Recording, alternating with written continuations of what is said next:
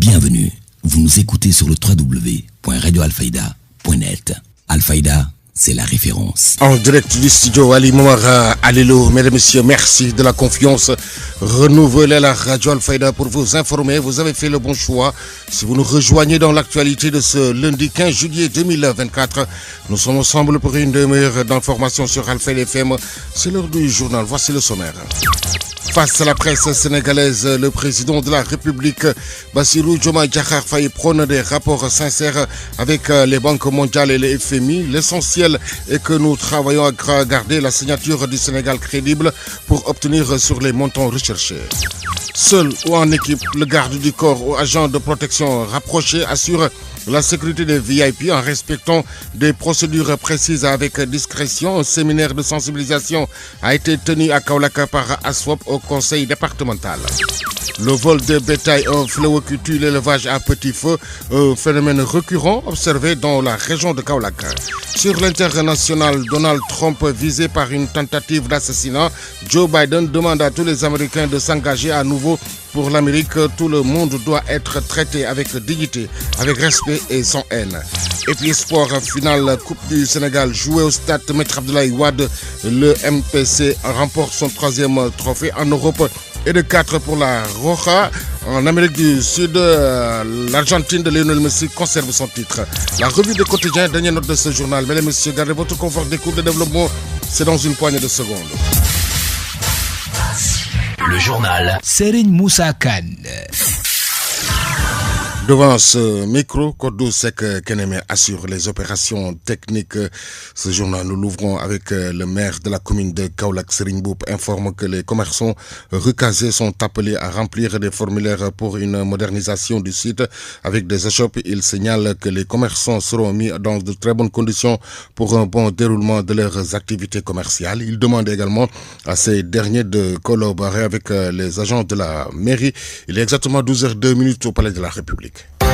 Vous suivez le journal.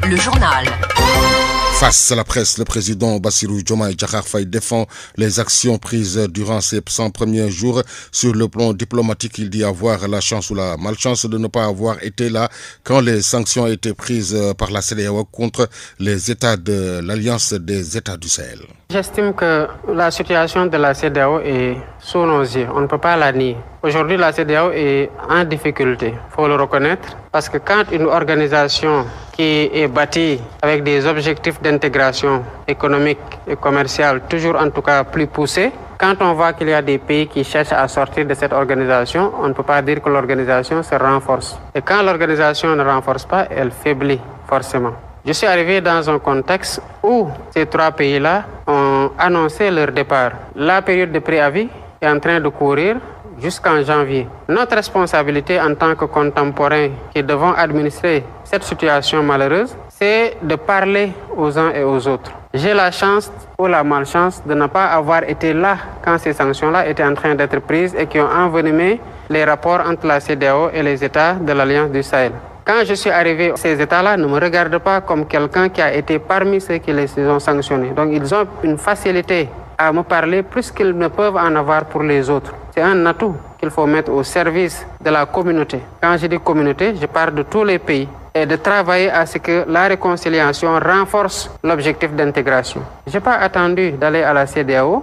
Dans le cadre des visites que j'ai entreprises pour raffermir les relations du Sénégal avec ses voisins, d'abord, avec qui nous partageons la même frontière, avec qui nous adressons des défis communs qui sont très prégnants, notamment le Mali. Mais je suis allé dans ce sens-là pour le renforcement de la coopération bilatérale, mais j'en ai profité pour leur dire ce que je pense de leur projet de mise en place d'une confédération.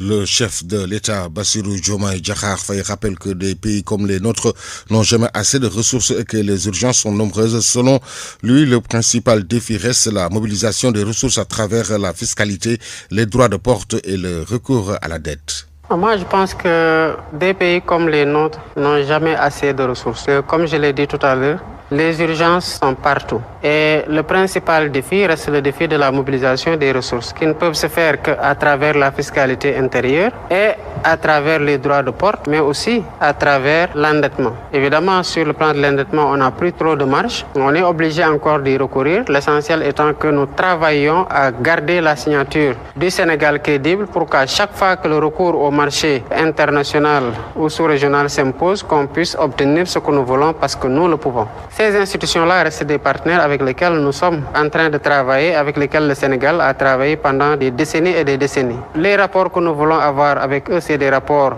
sincères et nous travaillons à ce que nous présentons soit quelque chose qui reflète véritablement la situation financière. Maintenant, je ne les considère pas comme des boucs émissaires, encore moins pour les autres partenaires avec lesquels nous sommes en relation. Il y a ce qui ressort de notre responsabilité. La gouvernance, la transparence, la reddition de comptes, on ne peut pas imputer ça au FMI. Je prends un exemple simple. En 2023, on a réformé l'OFNAC. Pourquoi? Parce que les partenaires avaient dit que si vous réformez, on va décaisser. Pourtant, la réforme allait dans le sens du renforcement des pouvoirs de l'OFNAC pour qu'il s'acquitte davantage et mieux de ses missions. Je considère que pour notre respectabilité, on n'a pas besoin de partenaires extérieurs qui nous fassent la pression pour que nous fassions des progrès sur le plan de la transparence et de la bonne gouvernance. Ça, c'est une question qui nous regarde d'abord. Avant que des partenaires n'aient à nous dire, il faut réformer pour qu'on puisse décaisser. Certaines conditionnalités heurtent notre conscience parce qu'on ne doit pas attendre qu'on nous les impose dans ce cadre-là. On doit les faire par nous-mêmes quand on considérera que c'est utile. Quand on considérera que ce que le FMI ou la Banque mondiale nous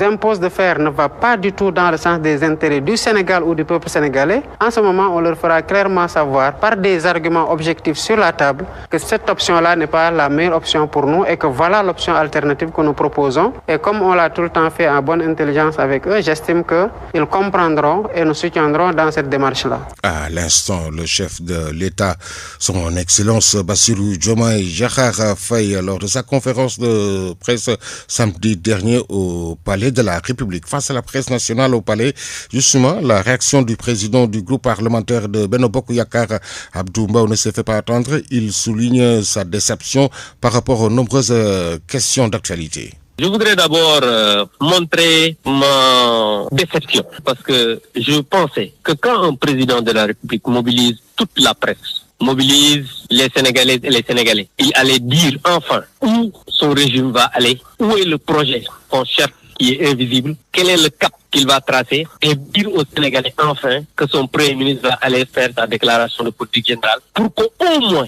les Sénégalaises et les Sénégalais puissent savoir exactement où est-ce qu'ils vont aller. Mais nous avons vu un président de la République d'abord qui a montré aux Sénégalais que lui, c'est pas l'homme qu'il faut à la place qu'il faut. Et je pense qu'il l'a dit aujourd'hui en disant que oui, Ousmane Sonko, je ne lui dis pas de lorgner le fauteuil, mais de le regarder. Mais s'il n'est pas capable de diriger le Sénégal, nom de Dieu, il n'a qu'à démissionner et organiser les élections anticipées et élire Ousmane Sonko comme il le souhaite. Parce que je pense que les Sénégalais, quoi qu'ils puissent faire pour Ousmane Sonko, quel que soit leur compagnonnage pendant 10 ans, les Sénégalais ont élu un homme qui s'appelle Bassirou Diomaye Faye. Mais aujourd'hui, Bassirou Diomaye Faye a montré que lui, il ne peut pas diriger le Sénégal, qu'il n'est pas apte à être président de la République et que c'est son Premier ministre qui a moins de pouvoir qui aujourd'hui devrait être à sa place. Je pense que ça, c'est même honteux et les Sénégalais aujourd'hui ne l'attendaient pas. Abdou Mbow, le président du groupe parlementaire Benno Bokk Yakaar, promet de faire une déclaration dans les prochains jours pour des éclaircissements sur l'Assemblée nationale. Il poursuit ainsi que ce sont les Sénégalais qui ont dénoncé l'attitude du Premier ministre et ce n'est pas au président qui a dissuadé son Premier ministre.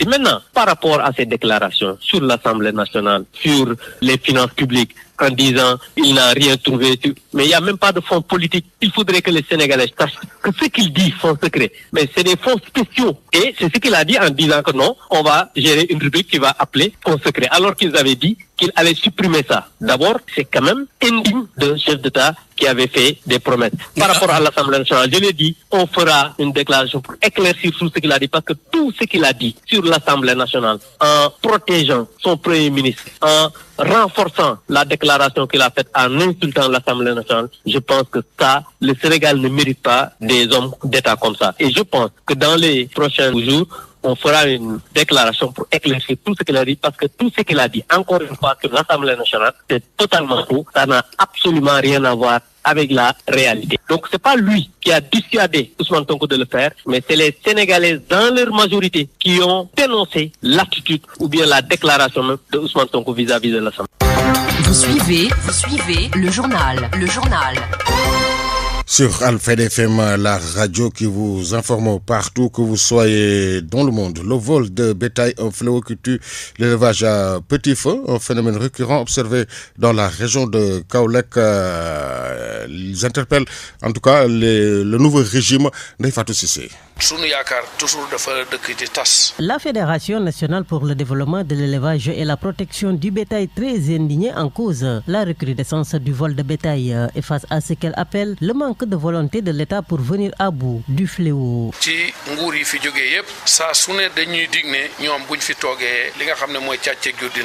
Vice-président de l'organisation Maodo Mbaye affiche l'espoir de la structure de voir de réelles solutions avec l'avènement du nouveau régime. Mamadou, un des membres de cette fédération, prône l'application des lois votées par le Sénégal, notamment en ce qui concerne le vol de bétail. Loi bi dafa criminaliser càcc gi, def ne sàcc buñ la jàppee nañ la tëj juróomi at li gën a néew li gën a bëri fukki at te ñu daan la li nga sàcc nga fay ko juróomi yoon. Defe naa loi waruñ ko voter ba pare mu tëdd di nelaw. La marche que la fédération voulait effectuer à Kaolack annulée pour l'heure et pour cause, dit son vice-président, en pourparlers avec les autorités.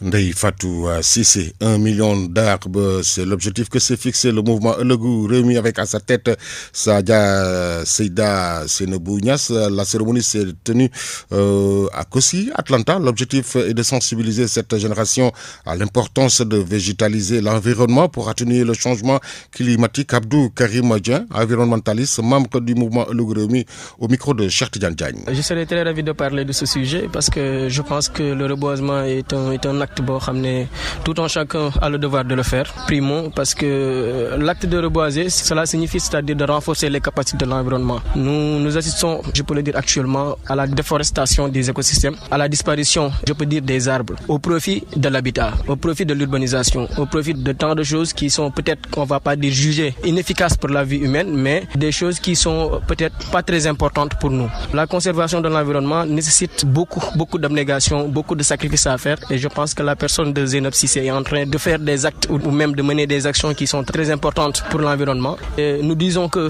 le reboisement est un acte communautaire, mais c'est un acte civique aussi, que tout un chacun puisse considérer cela comme un projet qui lui est offert, comme un projet que lui-même il a piloté, parce que le fait de planter des arbres nous permet, nous tous les populations, en commençant par nous, de pouvoir vivre normalement, de pouvoir respirer de l'air pur, parce que les arbres ils captent le CO2, c'est-à-dire le gaz carbonique, et nous tous nous vivons dans des contrées ou même dans des zones urbaines qui sont extrêmement polluées, et la pollution elle est constante.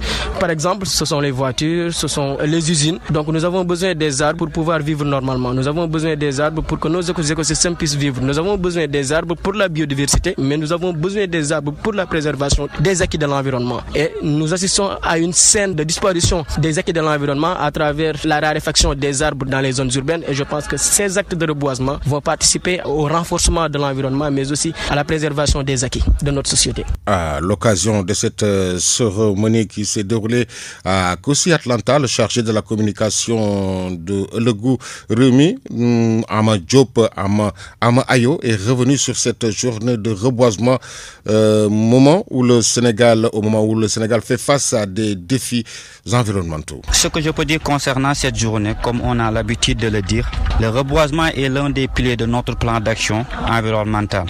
Planter des arbres ne se limite pas à embellir notre paysage, mais c'est aussi une solution naturelle pour lutter contre la région. Et raison pour laquelle le mouvement Ëllëgu Rewmi essaye toujours de promouvoir ce qu'on appelle le développement dans tous les secteurs de notre pays. Et pour améliorer la qualité de l'air et soutenir ce qu'on appelle la biodiversité, comme on le dit, le Sénégal fait face à des défis environnementaux critiques tels que la déforestation, la désertification et même la dégradation des terres, menaçant gravement nos écosystèmes et les moyens de subsistance locaux.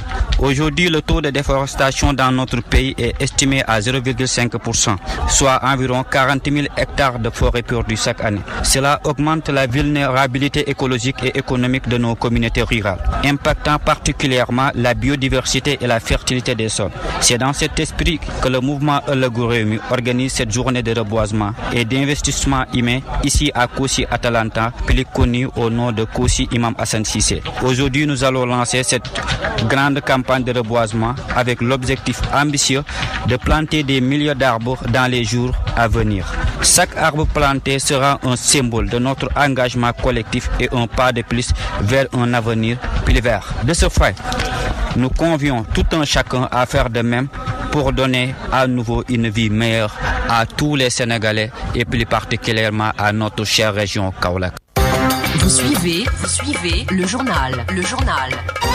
Si vous nous rejoignez dans l'actualité de ce lundi 15 juillet 2024, l'info se poursuit sur la référence. Je vous le disais en titre, garde du corps ou agent de protection rapproché. Un séminaire de pré-formation a été organisé à Kaolack pour sensibiliser les agents de sécurité après avoir constaté que certains formateurs n'étaient pas avérés. Abdoulakhat Diba, président de l'association sénégalaise des formateurs professionnels privés en sûreté et sécurité au micro de Cheikh Tidiane Diagne. C'est un séminaire qu'on est en train d'organiser, un séminaire de pré-formation pour sensibiliser les agents de sécurité qui sont intéressés de faire la formation des formateurs. Parce qu'on a fait un constat qu'au sein de la sécurité privée, la protection rapprochée, on avait tendance à rencontrer des problèmes, des bavures qui se répétaient très souvent. Ensuite, on a détecté que le problème, c'était que les formateurs n'étaient pas avérés. C'était des formateurs qui n'avaient pas les compétences de former des agents de sécurité. C'est ce qui faisait que les agents qu'ils formaient ne rendaient pas le service qu'il fallait à la population et aux autorités. Et c'est dans ce sens qu'on a vu qu'il faudrait mieux former les formateurs, avoir des formateurs compétents pour former des éléments qui pourront être un produit vraiment rentable à la société. C'est ce qui nous a motivés à faire cette séminaire de pré-formation pour sensibiliser et puis détecter ceux qui ont par exemple le profil pour faire la formation des formateurs. Bon, actuellement on a prévu 3 régions. Comme je vous ai dit tantôt, nous sommes en train de travailler pour décentraliser parce que la majeure partie des choses se font à Dakar, dans la capitale. Et les autres régions sont demandeurs et en général ils font les déplacements sur Dakar. Et c'est dans ce sens qu'on a trouvé l'opportunité de décentraliser, aller vers les autres régions. À l'instant, Abdoulakhat Diba, président de l'association sénégalaise des formateurs professionnels privés en sûreté et sécurité. Selon Astou Sarr, adjointe au maire chargée de la formation, revient sur les modules qui ont été développés durant le séminaire. Le partenariat avec l'association, la mairie compte les accompagner dans l'opérationnalisation de ces activités. Astou Sarr, toujours au micro de Cheikh Tidiane Sarr. Pour nous, le métier de sécurité et de garde du corps, on a une autre vision de ce métier-là aujourd'hui. On pensait que pour être garde du corps, pour être dans le métier de sûreté et de sécurité, il fallait être de grosses gabarits, être un gars avec une corpulence forte. Alors aujourd'hui, nous avons compris qu'il y avait autre chose derrière, c'est la compétence. Il y a beaucoup de modules qui ont été développés ce matin, la gestion du stress, le développement personnel et tout ça. Il me semble qu'on gagnerait à nouer un partenariat avec l'association des professionnels en formation de sécurité et de sûreté au niveau du Sénégal. En tant que compétence transférée, la sécurité aussi est un domaine qui nous incombe nous en tant qu'autorité locale. Alors si une association vient dans la commune de Kaolack pour accompagner les jeunes de la commune, nous en tant que mairie, nous devons accompagner cette association-là et Inch'Allah, nous ne ménagerons aucun effort vraiment pour mettre les membres de cette association à l'aise et aussi pour faire bénéficier aux jeunes de cette commune-là de cette formation qui est importante. Premièrement, comme ce que nous sommes en train de faire en les accompagnant, d'abord on a mis à leur disposition 10 agents de sécurité qui sont au niveau de la commune et c'est sûr qu'au sortir de cette formation-là, c'est sûr qu'ils seront plus outillés. Eux-mêmes, ils se rendront compte qu'ils avaient certes de la compétence, mais c'est encore majoré, il y a de la plus-value dans ce qu'ils avaient appris. Et ça, c'est important parce que nous, ce que nous avons vu aujourd'hui, c'est des adjudants de la gendarmerie, des adjudants chefs et qui sont connus au niveau national, au niveau international avec l'ONU. Et c'est rassurant. Pour une fois, on voit dans ce corps de métier-là, pour la sécurité et la sûreté, des gars qui sont en même temps genre combinés entre le privé et l'État. Ça, c'est important pour nous. Nous, en tant que commune, comme je l'ai dit tantôt, nous allons les accompagner en mettant à leur disposition des jeunes de cette commune-là, mais aussi dans l'opérationnalisation aussi, nous allons voir qu'est-ce qui est possible de faire. Et ça, c'est au niveau du partenariat que ça va être beaucoup plus précis. Il y a Astou Sarr, adjointe au maire chargé de la formation, réagissait au micro de Cheikh Tidjane Diagne. Éducation, nous en parlons dans ce midi au lycée Ngatchénaoudé. Un candidat a pu attirer l'attention des Sénégalais. Il s'agit de Mamadou Diallo, l'élève qui a décroché son baccalauréat en série S2 avec la mention très bien à l'Université Diop. Il répond au nom de Mamadou Diallo, l'élève qui a obtenu une mention très bien aux examens baccalauréat section 2024 dans le lycée de Ngatchénaoudé. Ce jeune homme résidant dans le village de Kermoudi, dans la commune de Ngatchénaoudé. Bon, c'était très difficile. Je me levais à 5h du matin pour pouvoir se rendre à Ngatchénaoudé et parfois je m'arrêtais sur la route pour au moins certaines voitures m'amènent jusqu'à Ngatchénaoudé. Et vous savez, depuis la Joconde, je n'ai jamais logé à Ngatchénaoudé. Je quittais ici à Kermoudi pour se rendre à Ngatchénaoudé. Ceci n'est pas une surprise, dit-il. Non, surprise. Non, vraiment, c'est pas une surprise. Parce que déjà, je sais très bien que j'ai le niveau. Et déjà aussi, j'avais une application dont je vérifiais certains examens des années dernières. Après la comparaison des exercices de la composition, les baccalauréats de l'année dernière. Avec une moyenne de 17 en terminale et une moyenne de 16 au baccalauréat, ce dernier exprime que la seule et unique objectif pour lui, c'était d'avoir une mention très bien. Non, vous savez, M. Diop, j'avais la seule et unique objectif d'avoir le bac, mais avec la mention. Ils sont au nombre de 156 mentions très bien au niveau national, 1483 mentions bien. On se le rappelle, le lycée de Ngatchénaoudé détient une mention très bien, 2 mentions bien en série S2 et une mention assez bien en série L2. Pendant ce temps, le corps professoral félicite ces derniers et invite aux autorités d'assister le lycée de Ngatchénaoudé. Mamadou Diallo, l'élève qui a décroché son baccalauréat en série S2 avec la mention très bien, sa constance dans l'excellence académique et son engagement constitué dans ses études au lycée témoigne de sa détermination et de son sérieux, a souligné le proviseur du lycée de Ngatchénaoudé, Mamadou Maron, au micro d'Aline Badara Diop. C'est une fierté pour moi en tant que chef d'établissement, c'est une fierté également pour l'ensemble de l'équipe administrative, mais également pour tous les professeurs, les enseignants, mais également tous les élèves et les parents d'élèves, également les autorités. Également lycée Ngatchénaoudé. Donc, mention très bien en série S2, c'est pas évident, c'est pas donné à n'importe qui, mais comme nous m'avons dit, je suis surpris de connaissant ces élèves-là. Ma mention très bien, ma mention bien, toujours dans la série S2, avec une mention assez bien dans la série L2. Donc, le seul regret, moi, une mention en L', mais quand même, élèves et jambar lañ. Si jambar élèves là, secret c'est le travail tout simplement, la discipline et la constance. L'actualité sur Alfayda FM. 90.1, émettons depuis Medina Baye, immeuble Cheikh Imam Hassan Cissé, et studio Ali Momara Alelo, santé sur la prise en charge neurologique. Les malades d'AVC et de crise d'épilepsie sont les plus reçus dans les services de neurologie, selon le directeur général de la recherche et de l'innovation du ministère de l'enseignement, le professeur Amadou Gallo Diop, lors du 4e congrès de l'Académie africaine de Nuremberg. Les malades qu'on reçoit le plus fréquemment et chaque jour en neurologie à l'hôpital Fann, en sachant qu'au Sénégal, il n'existe que 2 services de neurologie depuis 1957. Ce n'est qu'il y a 10 ans qu'un service de neurologie a été créé à l'hôpital de Pékin. En tout cas, pour le service de neurologie de Fann, qui date de 1957 et qui a formé tous les premiers neurologues francophones de l'Afrique de l'Ouest, chaque jour, la maladie qu'on reçoit, c'est l'accident vasculaire cérébral. Il y en a beaucoup. Au moins la moitié des lits de nos services est occupée par des AVC. Deuxième chiffre que je vous donne, la moitié des malades qu'on hospitalise en neurologie à l'hôpital Fann pour AVC n'ont pas 50 ans.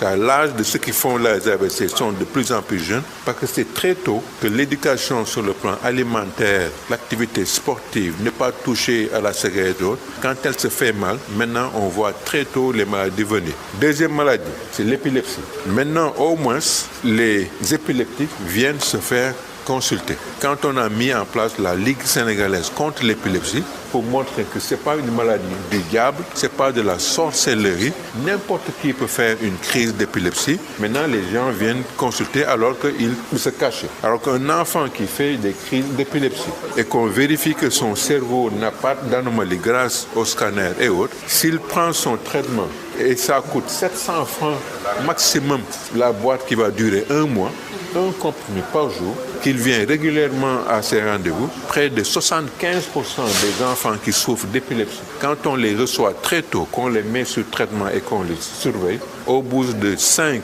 10, 15 ans de traitement, ça dépend des formes d'épilepsie, peut guérir de son épilepsie. Actualité internationale.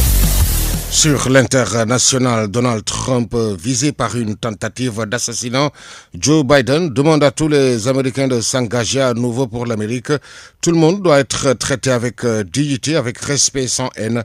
C'est une série de brèves réalisées par nos partenaires de la Voix de l'Amérique. Ici aux États-Unis, le président Joe Biden a appelé dimanche les Américains à faire baisser la température. C'était dans une allocution prononcée au lendemain de la tentative d'assassinat contre l'ancien président républicain Donald Trump.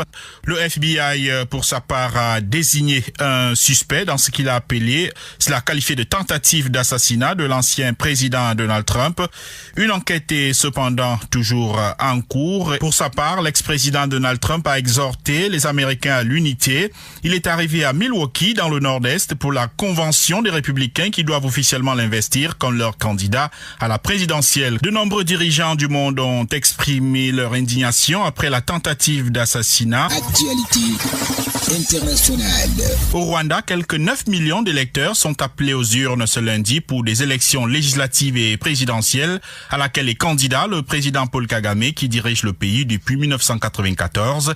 La présidentielle oppose les mêmes candidats qu'en 2017 quand le chef de l'État sortant l'avait emporté avec 98,79% des voix face au leader du seul parti d'opposition autorisé, Frank Habineza, et à l'indépendant Philippe Mpayimana.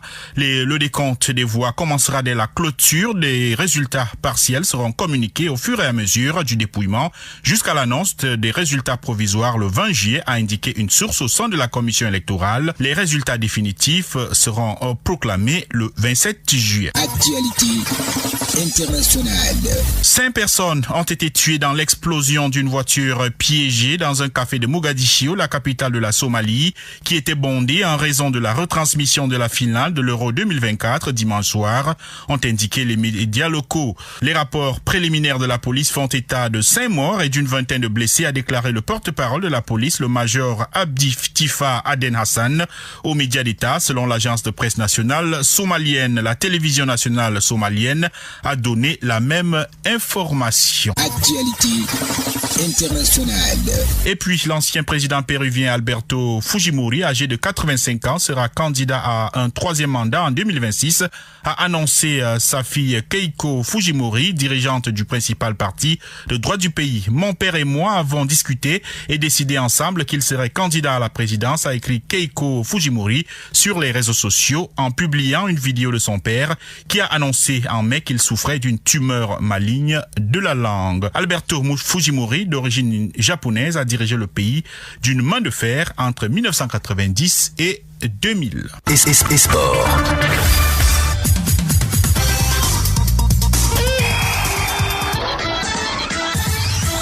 – 12h27 au stade Maître Abdoulaye Wade de Diamniadio.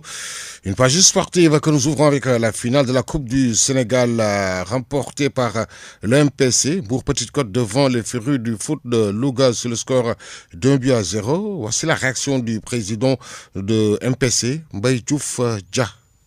Oui, mais d'abord une grosse fierté, surtout d'avoir sorti ce petit Sadio Mané-là qui fait la fierté de l'Afrique et du monde. Cette victoire également est une partie parce que ce qu'on s'est dit et ce qu'il a fait pour nous, je ne le dirai pas sur les plateaux de télévision. N'eût été lui, ça aurait été très compliqué. Il a été présent, constant, nous a appuyé en coulisses comme dans les zones. C'est donc pourquoi je soutiens. C'est la première idée que je donne pour finaliser que je suis de tout cœur avec vous. Et Mbaye Sène, c'est mon jeune frère également. Donc je suis fier. Je dirais toute la région, Kantier s'est mobilisé yeux, rien ne les résiste. Donc c'est pourquoi nous avons quand même rencontré une très belle équipe de Ferry Foot qui nous a pas surpris parce qu'on a joué sur le match. Ils ont peut-être même dominé sur le match, mais nous sommes très fiers d'avoir remporté parce qu'une finale ça se joue et on a montré qu'on avait l'expérience. Et je crois qu'avec cette équipe, s'ils sont suivis, accompagnés, ils feront la fierté du Sénégal et de l'Afrique probablement. Diouf Dia, le président du club Mbour Petite Côte, qui en est à son 13e trophée. En visite au Sénégal, le joueur international français milieu de Real Madrid, Chouameni, revient sur ses prises de position en dehors du foot.